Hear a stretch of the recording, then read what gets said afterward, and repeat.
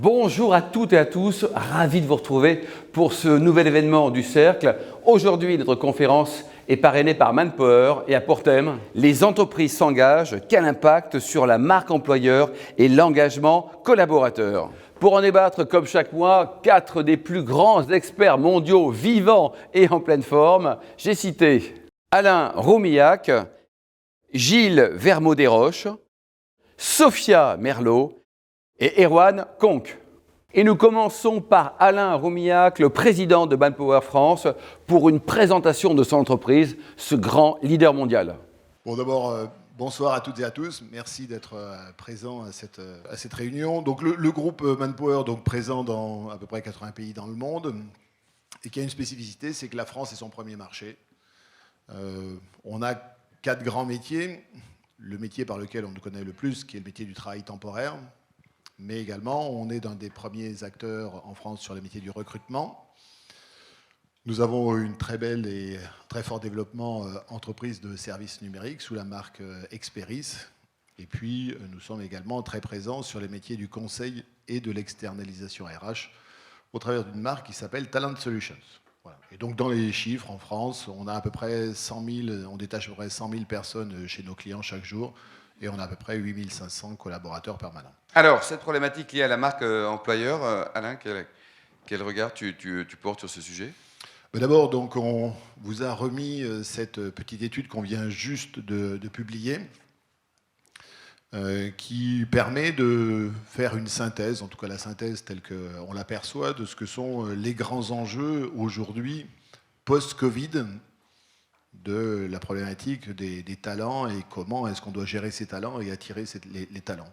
Donc on dit souvent que cette pandémie, c'est une accélération d'un certain nombre de tendances qui étaient déjà là avant, mais bien évidemment qui se sont accélérées. Donc vous verrez, aujourd'hui, on identifie, nous, 4 grandes tendances.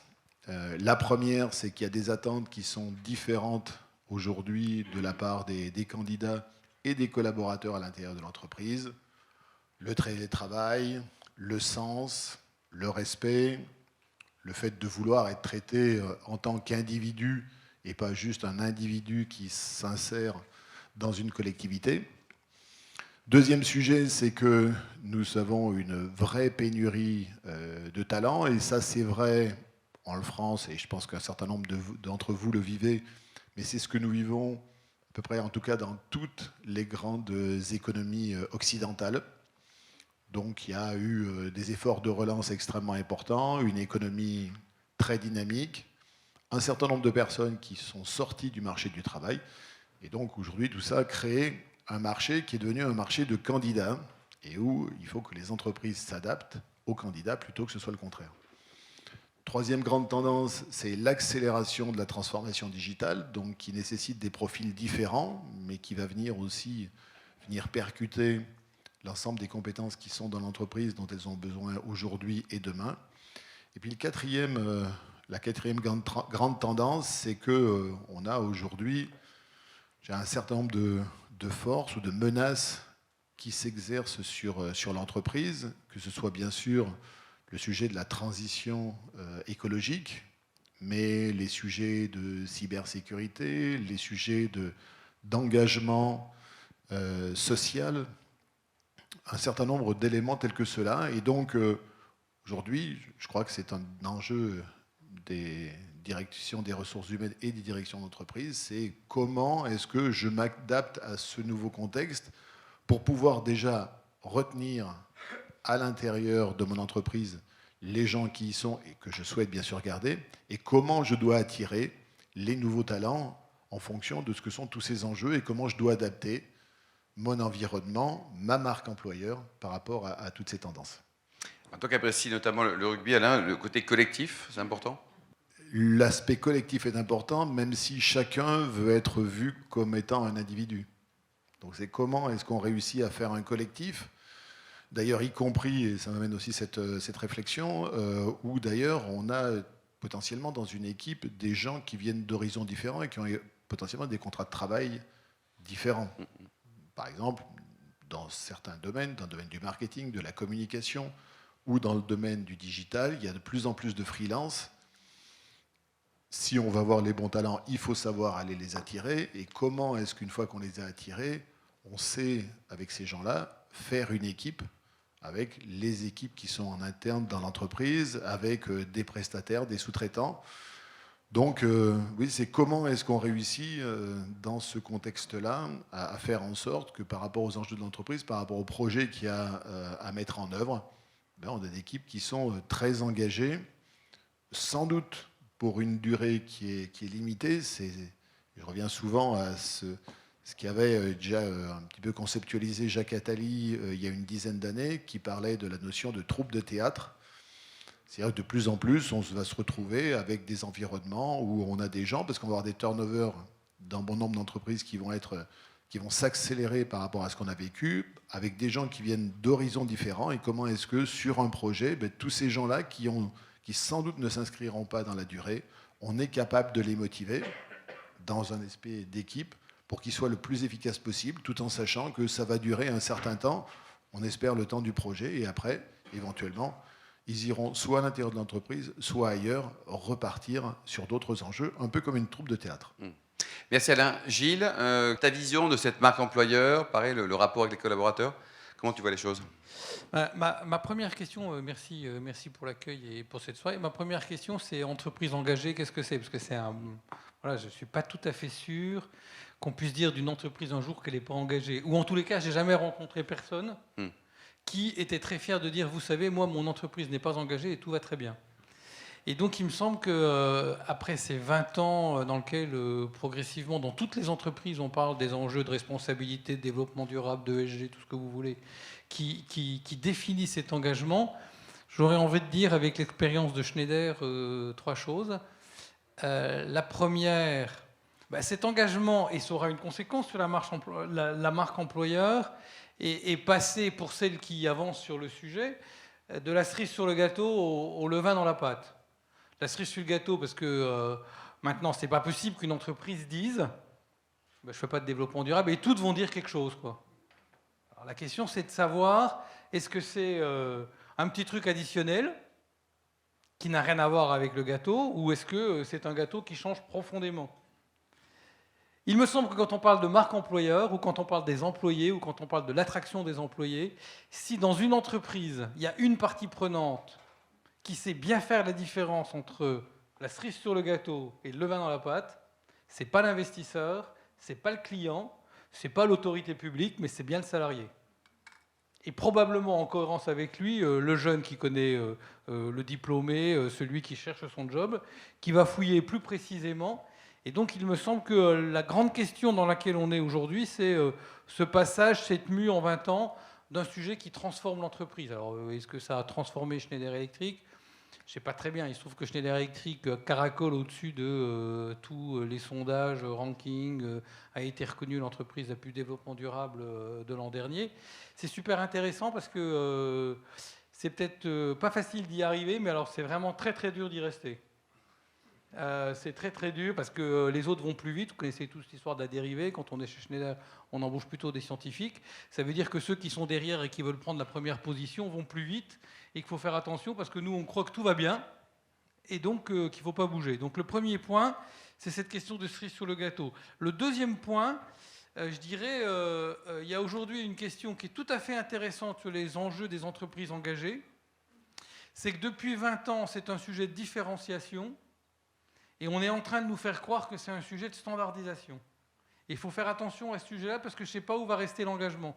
C'est-à-dire que si vous mêlez dans une même pièce le travail européen sur la taxonomie green aujourd'hui et sociale demain, l'ambition, il y en a sûrement qui sont ici, des grands cabinets d'audit de standardiser toutes les données extra-financières, y compris pour vendre un meilleur audit de tout ça, les pays qui veulent organiser des régulations à la matière et d'autres acteurs encore, le WEF, etc., qui proposent ça, on est en train de passer, me semble-t-il, du plus grand commun multiple au plus petit commun dénominateur, parce que dès qu'on parle de standardisation, on parle quand même du niveau du dessous.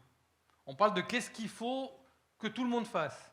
Et quand tout à coup, dans nos entreprises, sur ce sujet-là de l'entreprise employeur, l'entreprise engagée, c'est plutôt ceux qui font le rapport annuel, qui s'occupent de la compliance, de la relation avec le légal, qui disent « voilà l'histoire qu'il faut raconter ». Je pense qu'il y a une petite difficulté pour écrire l'entreprise engagée de demain. Donc c'est super que le niveau moyen de la compréhension de ces sujets augmente. C'est très intéressant que les investisseurs se mettent à prendre plus au sérieux les enjeux extra-financiers. Mais attention, l'entreprise engagée, c'est celle qui fait de la différenciation sur le sujet. Chez Schneider Electric, on a fait un calcul il n'y a pas très longtemps, 45% des salariés ont moins de 5 ans d'ancienneté, quand on regarde au niveau mondial. Et de fait, c'est très intéressant, et j'ai envie de dire c'est circulaire. Dans notre entreprise, connue pour être l'agenda des solutions, pour les solutions bas carbone, pour être à la fois une grande entreprise et à la fois très engagée pour l'efficacité énergétique, la plupart des collaborateurs, je pourrais vous partager des lettres, la plupart des collaborateurs disent venir dans cette entreprise parce qu'elle a cet engagement. Ce qui est très intéressant, donc on peut considérer que ça marche, côté marque employeur. Ce qui est très intéressant, c'est que leurs attentes sont vraiment très impressionnantes. Je pourrais même dire qu'il y en a un certain nombre qui repartent, parce que ce n'est pas qu'ils ont l'impression que l'entreprise n'est pas à la hauteur de l'engagement qu'elle publie, c'est que ce n'est pas si simple que ça que dans chaque emploi de l'entreprise, que dans chaque métier, la personne qui nous a rejoint et qui est engagée et qui utilise cette marque employeur d'entreprise engagée, se disent « tiens, ça change drastiquement mon métier et je sens dans le quotidien de mon métier de financier, de RH, de commercial, d'industriel, que je suis dans une entreprise engagée. » Certains font le chemin en disant il faut bien nos métiers pour faire ça, et puis c'est une autre manière de les faire. Et pour d'autres, c'est plus complexe, et je pense que ça, c'est le sujet qu'il faut tenir. Et puis le troisième sujet, quand on est une entreprise comme Schneider Electric qui veut démontrer son engagement, il y a évidemment l'évolution de nos solutions au service de toutes vos entreprises pour qu'elles réduisent leur carbone footprint. Mais il y a aussi, comme je le disais tout à l'heure, la question de comment rester à l'avant-garde, c'est-à-dire comment progresser sur les sujets ESG, parce que l'engagement, il n'est pas seulement dans une direction, il est dans ce 360 degrés de mobilisation. Comment progresser, pas seulement en faisant le benchmark des autres et en se disant il suffit de suivre ce qu'on pense tous collectivement et on va arriver à rester au bon endroit. Pour finir sur le sujet, cette entreprise qui est pourtant très scientifique, très technique, très engagée dans le climat depuis longtemps, aujourd'hui, et c'est pour ça que j'ai fait évoluer mon titre de développement durable à citoyenneté, aujourd'hui considère que clairement le climat est l'enjeu du siècle, mais que le pilier humain de la responsabilité est l'enjeu des 10 prochaines années. Si nos entreprises ne savent pas, dans leur chaîne de valeur, s'assurer du respect sans jamais tergiverser des droits de l'homme, de la terre aux clients, si nos entreprises qui poussent la transition écologique ne poussent pas aussi la transition des métiers et n'accompagnent pas les salariés qui sont aujourd'hui chez nous, 150 000, et ceux qui pourraient y venir, en tous les cas tous les jeunes, à trouver le métier qu'ils voudront faire dans 10 ans et à leur apporter les compétences qu'il faut pour le faire, si une entreprise comme la nôtre ne se nourrit pas des relations avec les institutions, alors il va manquer quelque chose quand on n'aura que le pied environnemental. Pour rester une entreprise engagée, pour y mobiliser les salariés, on a considéré que c'était très important, et Jean Passerelle Tricoire insiste beaucoup sur le sujet, il est devenu à l'ONU l'ambassadeur de ce qu'on appelle le travail décent, comment on mesure, on réfléchit au travail décent et comment on a la conviction que la performance sera accrue si l'entreprise et ses partenaires travaillent sur ces enjeux de travail décent. Voilà, on a voulu renforcer ce sujet-là, qui est probablement un peu avant-coureur par rapport à ce qu'on dit aujourd'hui des entreprises engagées. Et c'est dans ce triple cadre, avoir une logique avec pas mal d'indicateurs qu'on mesure. Je vous invite à regarder ce qu'on appelle le Schneider Sustainability Impact, et je vais m'arrêter là, qu'on publie tous les trimestres, qui donne une information précise sur 11 indicateurs, qui représentent d'ailleurs une bonne partie de notre rémunération variable. Une histoire pour rester devant. Et c'est à ce moment-là qu'on embarquera les collaborateurs pour être eux-mêmes ambassadeurs de cette histoire. Et ça, c'est essentiel, parce que probablement que plus que d'autres, ils savent lui donner sa véracité. Et probablement que c'est aussi dans ce creuset-là, et c'est ça une entreprise engagée, qu'on saura innover, parce qu'au fond, la question de demain matin, c'est comment on innove. On l'a déjà pensé sur nos solutions, sur ce qu'on appelle l'agenda des solutions depuis la COP15. Je crois qu'il y a aussi sur les enjeux sociaux une vraie réflexion sur comment nos entreprises sont l'agenda des solutions. C'est en tenant ces deux piliers que probablement on est vraiment une marque employeur. Merci Gilles. Sophia, un petit mot sur ton parcours au sein du groupe BNP Paribas. Comment fait-on pour devenir DRH Monde de ce groupe génial ? Alors, je fais partie de ceux qui, au début, étaient rentrés dans la banque un peu par hasard, donc il y a très très longtemps, en 85, et j'ai fait un parcours assez différent. J'ai commencé par m'occuper de clients en entreprise. J'ai fait une première incursion en RH pour gestionnaire de carrière. Je suis venue à la banque privée, c'est là où Alain, je t'ai rencontré, et nous avons fait un certain nombre d'événements avec le Wine Business Club. Donc, j'ai dirigé la banque privée et le métier mondial du Wealth Management. Et je suis DRH du groupe depuis novembre 2020, date en France du deuxième confinement, et donc des crises Covid successives. Et aujourd'hui la crise de l'Ukraine. Voilà. Et donc, BNP Paribas, en deux mots, c'est donc d'abord un métier de banquier. C'est 190 000 collaborateurs dans le monde, c'est 60 000 collaborateurs en France, c'est 300 métiers différents, dont certains vous connaissez, souvent les agences, la banque d'investissement, le crédit consommation avec CTLM, Arval pour les voitures, l'immobilier, Nickel, certains le connaissent moins. Donc c'est une variété de métiers qui travaillent tous ensemble pour servir le client. Je pense que c'est notre ADN premier, c'est l'engagement vis-à-vis du client. 5 000 collaborateurs également en Ukraine. On a un petit mot avant d'arriver sur la thématique de la conférence, Sophia. Tout à fait. 5 000 collaborateurs en Ukraine, c'est une banque de détail. En Ukraine, nous avons 300 agences réparties dans le pays. Donc vous imaginez qu'en ce moment, c'est un peu compliqué. La banque continue à fonctionner.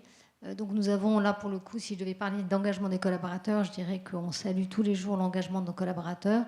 L'engagement du groupe, parce que nous avons aussi en Pologne, en Hongrie, en Roumanie, énormément de sites qui ont spontanément accueilli des collaborateurs, des familles de collaborateurs surtout. Aujourd'hui, sur nos 5 000 collaborateurs, on en a à peu près 1 millier qui sont sortis d'Ukraine, qui télétravaillent à l'extérieur ou qui cherchent aussi du travail. Donc nous avons ouvert des postes et donc nous les accompagnons. Et on a, je dirais, des témoignages. C'est là où on a eu des témoignages d'enfants de collaborateurs qui sont très très fiers d'avoir leurs parents qui travaillent chez nous parce qu'on les protège d'abord. C'est la santé de nos collaborateurs, c'est la première raison d'être aussi. Et c'est ce qu'on a prouvé pendant le Covid et c'est ce qu'on prouve aussi pendant l'Ukraine. Et je pense que, dit différemment, au-delà des mots, c'est les actes qui parlent. Et quand les collaborateurs voient qu'on agit, ça remplace tous les beaux discours ou les beaux slides. Allez, on parle un peu des enjeux de la marque employeur, Sophia. Alors, nos enjeux de marque employeur, je dirais, dans le temps, si on se remet... Le métier de banquier a beaucoup évolué. Si on dit dans les années 90, c'était un métier attractif. La crise financière est passée par là. C'est devenu un métier qui était beaucoup moins attractif et plutôt, on a eu la finance bashing. Donc c'était beaucoup plus difficile d'attirer. On va dire que la crise Covid a redonné ses couleurs au métier de banquier, puisqu'on a pu montrer et pu prouver, nos collaborateurs étaient satisfaits de montrer qu'ils étaient aux côtés des entreprises, des particuliers, à des moments très difficiles. Les gens sont venus travailler pour justement accompagner des entreprises qui avaient, je dirais, des besoins. Et ça, c'est du vrai sens, c'est du vrai engagement, c'est une vraie reconnaissance, que la reconnaissance qui émane des clients est quelque chose qui nourrit le banquier. Et je pense que c'est ça vers quoi on est en marque employeur. Et donc, c'est de quelle façon on fait comprendre aux jeunes qu'on veut attirer que le métier de la banque, pour avoir un véritable impact sur l'économie, le métier de la banque se pose là.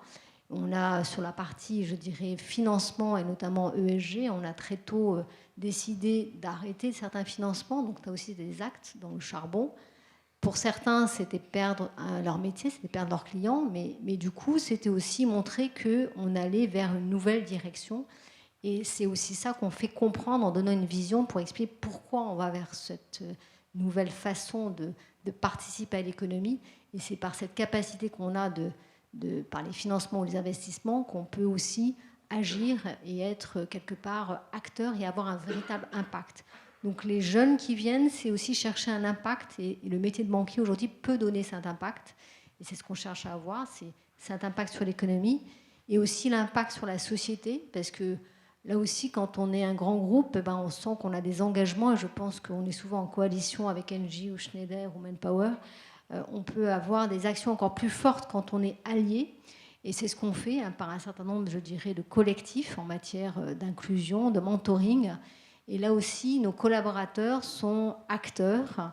Quand on a dit, par exemple, là, on a rejoint le collectif Un jeune, un mentor, c'est-à-dire qu'au sein de l'entreprise, nous avons déjà 500 mentors. On a décidé de passer à 1000 mentors à fin de cette année. Ben, de la même façon, on engage toute l'entreprise pour aller dans cette dimension sociétale et quelque part, ils vont donner ce qu'ils ont appris dans l'entreprise à des jeunes pour les amener, faire de l'inclusion, une vraie action de société pour les amener à devenir éventuellement clients ou employés de la banque. Et tout le monde est concerné de l'entreprise, que ce soit les jeunes, les plus anciens, c'est multigénérationnel la réflexion? C'est multigénérationnel, donc il n'y a pas de critères d'âge pour ça, et c'est ça qui fait, je dirais, l'intérêt. On a un programme d'ailleurs mondial qui s'appelle 1 Million Hours to Help, où on a dit que les collaborateurs pouvaient sur leur temps de travail, à hauteur d'une journée par an, aller accompagner des ONG, et donc on suit, et cet indicateur fait partie de notre tableau de bord RSE, qui fait partie de notre bonus annuel, donc ce qui veut dire que, pour montrer que c'est pour nous quelque chose d'important, c'est que tous les managers doivent laisser, sinon l'indicateur dans le tableau de bord n'est pas rempli. Donc c'est comment on fait en sorte que tout ça n'est pas encore que des mots, mais que ces actions-là et cet engagement dans la société que nous voulons, au-delà de l'engagement vis-à-vis de nos clients, apportent un sens. Et je dis toujours que quand on rencontre des jeunes en ce moment, ils viennent vous voir en vous disant « Non mais moi je ne vais pas m'engager, je vais rester 2-3 ans ». Et quand j'en rencontre qui ont 10-15 ans d'ancienneté, ils me disent « En fait, quand je suis arrivée, j'avais dit que je ne resterais que 2-3 ans et je me rends compte que je suis là déjà depuis 15 ans et finalement… il y a quelque chose, chez BNP Paribas, il y a quelque chose qui crée une culture, et c'est cette culture qui est toujours un peu difficile à définir, mais qui existe vraiment. Merci Sophia. Erwan, alors Erwan, donc, un vrai breton de Brest, qui supporte le rugby, donc il est content depuis samedi, comme tous les amateurs de rugby. Ton périmètre au sein du groupe Engie, qui est un exemple en matière notamment de parité, quoi. Voilà, moi je suis le directeur des système d'information des activités grand public d'Engie en France. Donc ça couvre à peu près ce que vous pouvez voir dans les médias. Donc évidemment la vente d'énergie, qui est l'activité phare de cette entité, mais également d'autres activités d'Engie Home Service qu'on voit aussi de temps en temps dans les médias, qui installent des chaudières, des pompes à chaleur. Et puis on porte aussi l'émergence de nouvelles solutions, donc des bornes de recharge, des panneaux solaires. Et donc voilà, donc on traite toutes ces activités. Et un COMEX très féminin, il va falloir s'habituer, c'est ça? Un COMEX très très féminin, exactement. Alors, on est habitué depuis longtemps. Pour ma part, quand je fais le compte de mes 5 derniers postes, je pense que j'ai eu 4 patronnes. Voilà, c'est pour ça que tu as un garçon épanoui. Voilà. Mais probablement, et en tout cas, je crois que c'est comme tous les sujets de diversité. C'est-à-dire que ça amène beaucoup de créativité, ça amène plus de richesse en termes de croisement de points de vue, et je pense que même on va venir tout à l'heure sur la marque employeur, je pense que ça a beaucoup de sens de mettre en œuvre cette diversité. Alors justement, parlons-en. Oui. Alors déjà, quand on est sur des activités grand public dans l'énergie et qu'on s'appelle Engie, avant d'avoir un enjeu de marque employeur, on a un enjeu de marque. Il faut savoir qu'on a évidemment un passé commun avec EDF, et encore 50% en fait, de la population fait la confusion entre Engie et EDF. Et donc évidemment, si vous voulez vous positionner en termes de marque employeur, il faut déjà être lisible en tant que marque. Donc on a un premier enjeu de ce point de vue-là. Évidemment, lorsqu'on est une société qui vend de l'énergie, on est évidemment très, très acteur et très exposé à tous les enjeux de transition énergétique. Et donc notre call to action vis-à-vis de nos clients, c'est j'agis avec Engie. Et donc on engage nos clients à consommer mieux et à consommer moins. Et évidemment, quand on en vient à la marque employeur, en fait, on a chez nous, dans nos équipes, deux grands types de profils. On a des gens qui sont là sur des carrières assez longues et qui sont plutôt des gens qui sont très, très au contact de nos clients. Nos clients, c'est à peu près 8 millions de personnes. C'est énormément de diversité en termes de population. Et donc, on a des conseillers qui souvent sont jeunes et qui ont besoin de mettre en œuvre énormément d'empathie, qui doivent traiter des situations parfois complexes pour des gens qui peuvent avoir des difficultés de langage, souvent également des difficultés financières. Et donc les valeurs que porte l'entreprise, en fait, ce sont des choses qui inspirent en fait nos collaborateurs au quotidien. Et donc cet aspect cette dimension de sens dans ce qu'on fait, d'accompagnement de la transition énergétique, et aussi de pragmatisme finalement dans la manière d'aborder ces sujets, c'est quelque chose finalement qui accompagne nos collaborateurs au quotidien. Et de ce point de vue-là, on a une attention particulière à avoir une forme de miroir, si vous voulez, entre l'expérience de collaborateur et puis l'expérience du client, puisque c'est ça qui finalement va créer ce lien qui est assez ténu et qu'on sent bien quand on fait des doubles écoutes avec nos conseillers. On a la chance chez Engie d'avoir beaucoup de conseillers en France. C'est quelque chose qui est extrêmement présent. Donc là, voilà, disons la puissance de cette, disons, du sens de l'action et de finalement l'accompagnement de la société dans des enjeux qui dépassent la stricte fourniture d'énergie est quelque chose d'extrêmement important. Et puis on a aussi d'autres populations. Alors moi, j'y suis plus particulièrement exposé dans le monde de l'informatique, où là, tout à coup, la marque employeur elle-même ne suffit pas. Donc elle reste tout aussi importante vis-à-vis de collaborateurs pour lesquels, en fait, qui traitent des métiers qui sont en tension. Donc, en effet, on a énormément de difficultés, d'enjeux à recruter des équipes.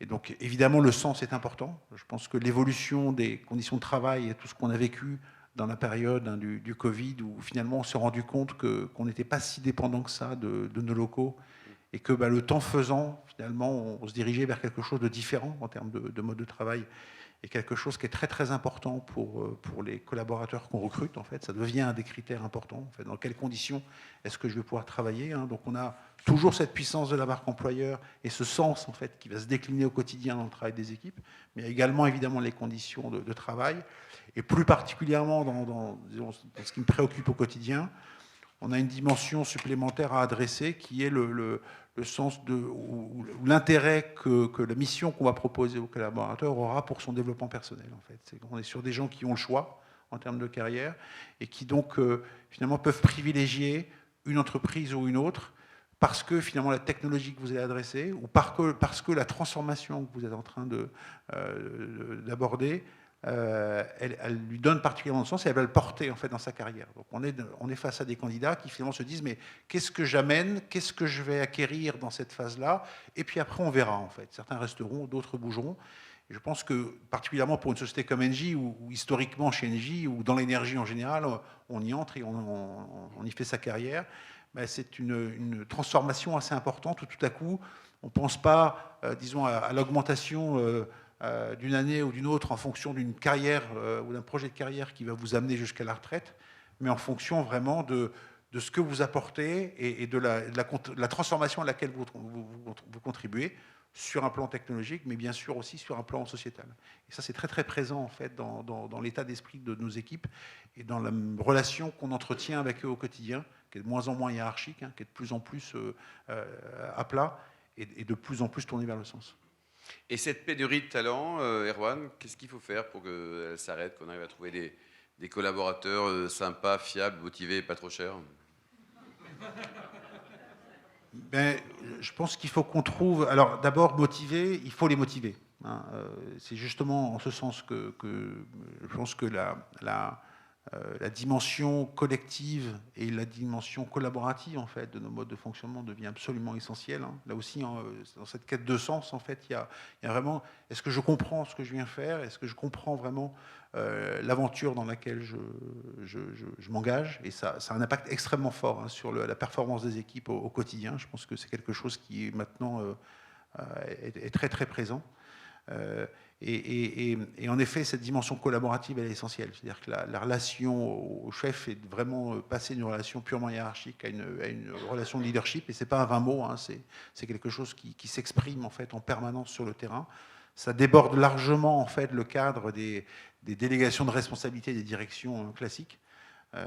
Voilà. Alors, est-ce qu'on arrivera à faire évoluer nos structures pour aller vers des organisations plus orientées produits, etc. Bon, ça, l'avenir le dira, mais en tout cas, dans la relation au quotidien et dans l'impact que ça peut avoir sur la motivation des collaborateurs, c'est absolument essentiel, en fait. Et alors, le pas trop cher, en fait, il sera sûrement influencé par justement la projection qu'on peut avoir sur la durée de vie, si j'ose m'exprimer ainsi, d'un collaborateur dans l'entreprise. Lorsque vous envisagez des carrières de collaborateurs sur 20 ans, évidemment, vous pouvez avoir des réticences en termes de rémunération qui sont beaucoup plus fortes que si finalement vous êtes dans une logique de mission. Voilà, ça posera certainement aussi la question de la capacité qu'on peut avoir, je n'ai pas toutes les réponses sur ce sujet, mais de celle qu'on peut avoir finalement à avoir des politiques assez différenciées en fonction des populations. Et ce qui nous forcera sûrement à de plus en plus de pragmatisme dans cette capacité finalement à attirer les talents et à les retenir le temps de la mission, pas forcément au-delà. Sophia, tu embauches combien de nouvelles personnes en France chaque année? En France, l'année dernière, nous avons embauché 3000 CDI, 2000 alternants et 2000 stagiaires. Et cette année, on va faire plus de 3500.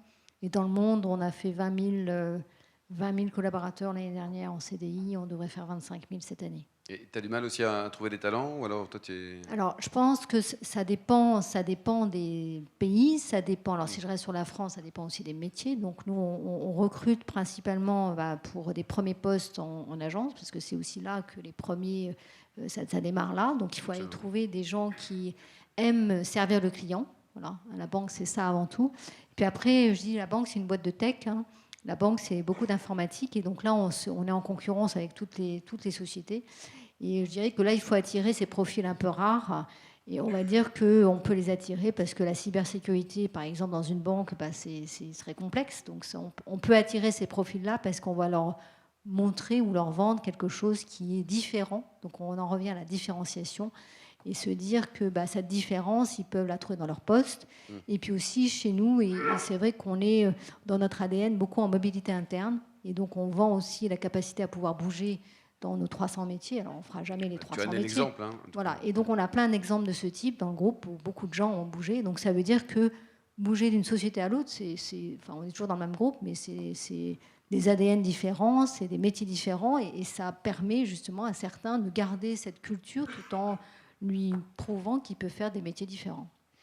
Gilles, combien de personnes sont recrutées en France, en tout cas chaque année aussi, même question? On a recruté 1000 apprentis l'an dernier. Le périmètre de Schneider en France, c'est de 13 000 salariés. D'accord. Et 600 personnes. Moi, il me semble que sur ce sujet de l'attractivité et du recrutement, c'est un peu comme les enjeux que je disais tout à l'heure. Nos grandes entreprises, qui plus probablement que c'est leur partenaire économique, en tous les cas Schneider Electric a pas, je vais avoir l'honnêteté de dire, pas beaucoup de difficultés de recruter et sont assez attractifs, en particulier dans les métiers d'ingénieur. Quand on est Schneider Electric, ça va assez bien. Je pense qu'on rentre dans le monde de la coalition et dans laquelle nos entreprises, quand on parle d'entreprises engagées, doivent s'occuper de toute leur chaîne de valeur, y compris de leurs fournisseurs, qui probablement ont beaucoup de difficultés sur le sujet. Si on dit que nos entreprises gagnent et sont performantes parce que, 1, elles sont engagées, 2, elles sont attractives, et 3, elles savent créer de nouvelles réalités de travail avec les gens qu'on embauche, parce que les jeunes d'aujourd'hui veulent du flex office et pas du tout notre système, parce qu'aujourd'hui, il faut rentrer en mode projet et pas en mode tout ça.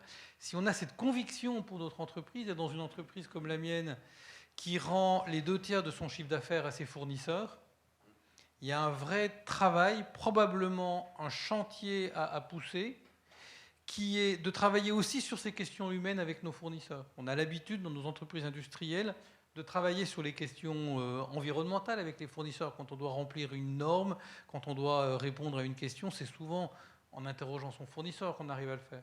On ne le fait pas encore beaucoup, me semble-t-il, et pas assez dans cette question d'engagement et dans cette question sociale, avec eux sur les enjeux d'attractivité de l'entreprise, de partage, si c'est possible, des compétences, etc. Il y a là probablement un champ pour les années qui viennent. Alain, avant les questions, un petit commentaire sur cette problématique liée au recrutement que tu connais parfaitement bien.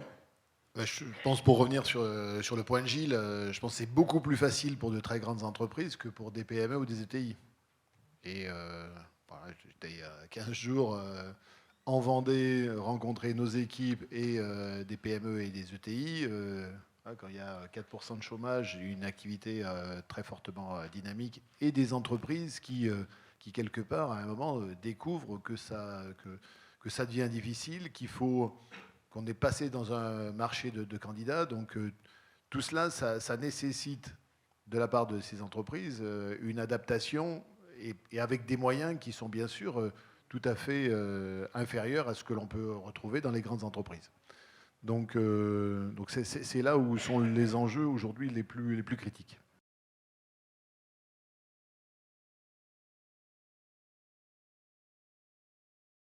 Effectivement, quand on fait des interviews là-dessus, on sait qu'il y a des pays qui vont être très très positifs. Je prends l'Asie, l'Inde, vous allez trouver des choses extrêmement positives. Et puis on sait qu'en Europe, ça dépend des pays. La France est toujours un peu plus critique.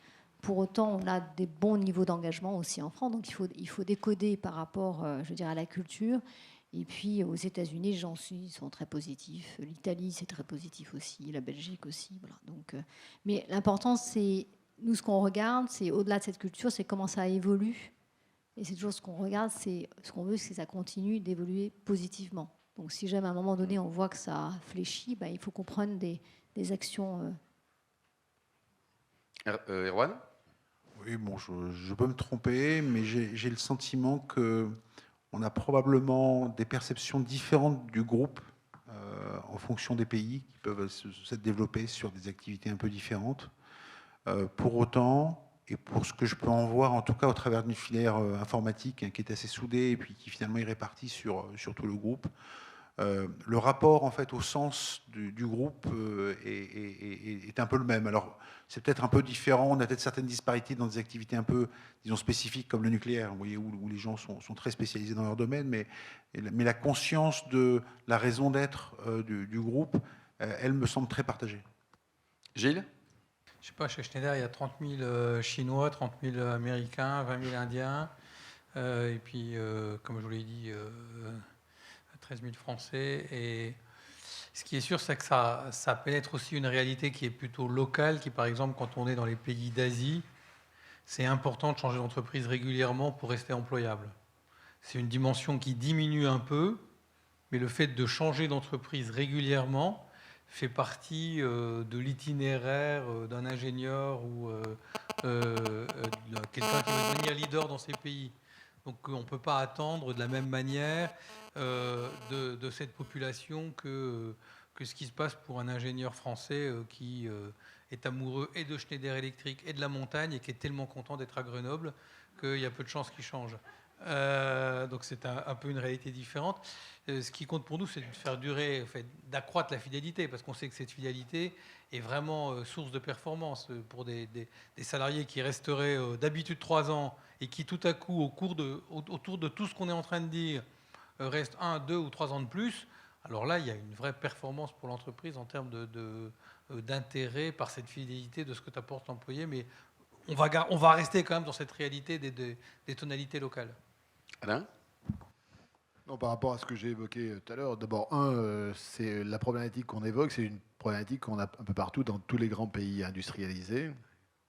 Et en tout cas, nous, ce que l'on voit aux États-Unis, c'est que sur plein de métiers, il y a eu une explosion, en particulier des turnovers et des augmentations de salaire. Il y a des entreprises, du jour au lendemain, elles ne trouvent plus personne. C'est parce que dans leur bassin d'emploi, il y a eu des augmentations de salaire de 20% et donc un marché qui est aujourd'hui extrêmement instable, y compris sur des jobs de col bleu et où ils ont besoin de s'adapter à vitesse grand V et à des niveaux qu'ils n'avaient pas vus au moins depuis 20 ou 30 ans.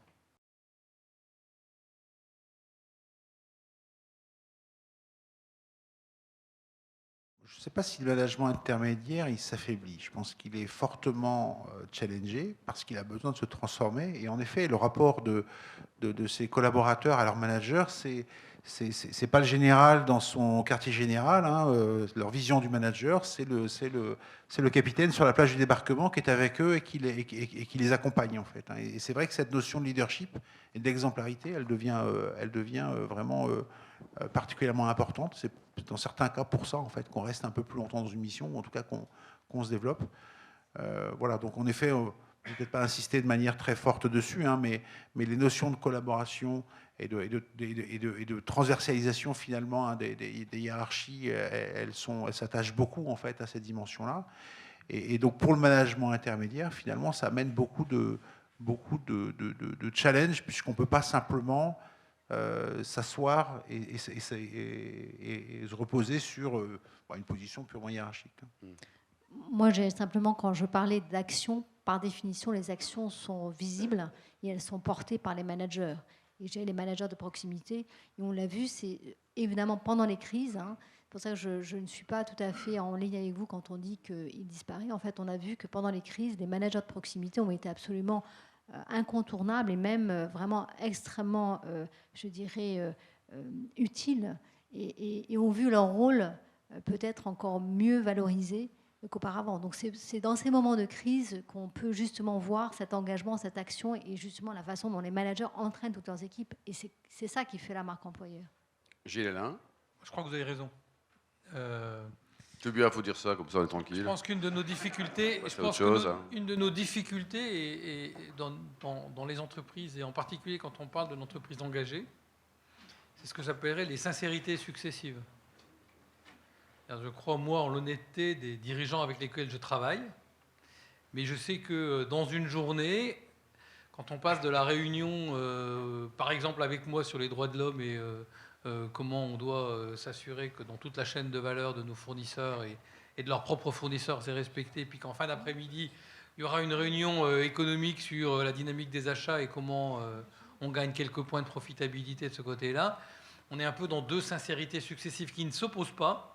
Et c'est là où le manager a un rôle essentiel parce qu'il va subir une pression entre, on pourrait considérer ces deux demandes qui sont plutôt en opposition, mais c'est aussi la force du management. C'est-à-dire si tout à coup nos managers ne sont pas en capacité de tenir ces deux engagements contradictoires et eux-mêmes d'apporter un certain message auprès de leurs équipes, alors oui, ils partiront, mais parce qu'il n'y a pas eu cette capacité managériale.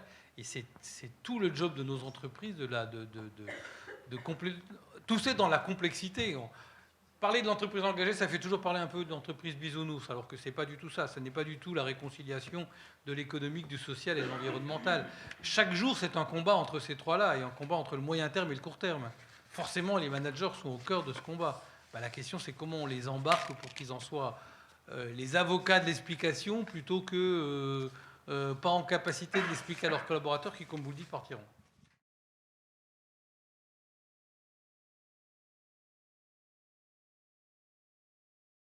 Tout d'abord, je vais remercier nos trois conférenciers pour l'éclairage qu'ils ont apporté.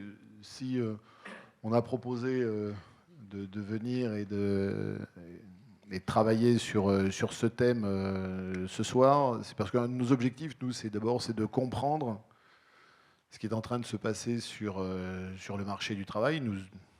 Notre savoir-faire, c'est de venir, une fois qu'on a compris, c'est d'apporter des solutions à l'ensemble des entreprises, à l'ensemble des candidats qui nous font confiance, de façon à être capable de mieux faire le lien entre les entreprises et les candidats. Mais je pense que ce soir, on a jeté les bases de ce qu'est la compréhension de ce que sont les tendances. Encore une fois, ce sont des tendances qui sont exprimées par des grandes entreprises donc, qui ont des moyens et de pouvoir mettre en œuvre l'ensemble de leurs stratégies. Il ne faut pas oublier que dans le tissu économique français, il y a aussi énormément d'ETI, de PME, qui vivent à peu près les mêmes mutations et qui ont sans doute plus de difficultés à les mettre en œuvre. Donc c'est aussi, et comme l'a évoqué Gilles, c'est notre responsabilité que de pouvoir accompagner l'ensemble de nos écosystèmes pour qu'ils soient capables de faire plus face à leurs enjeux. Voilà, donc je pense que ces tendances, ce sont des tendances de fond qui vont continuer à s'appliquer sur le marché du travail. On va voir ce que va être l'impact de la crise ukrainienne sur l'économie et est-ce que, en particulier, ça aura un impact sur les volumes de recrutement, sur les taux de chômage. Par contre, il y a beaucoup de tendances auxquelles on a fait référence ce soir et qui vont continuer à s'appliquer. Et il faut que tous, autant que nous soyons capables d'y apporter la bonne réponse pour pouvoir garder nos meilleurs talents et attirer ceux dont nous avons besoin.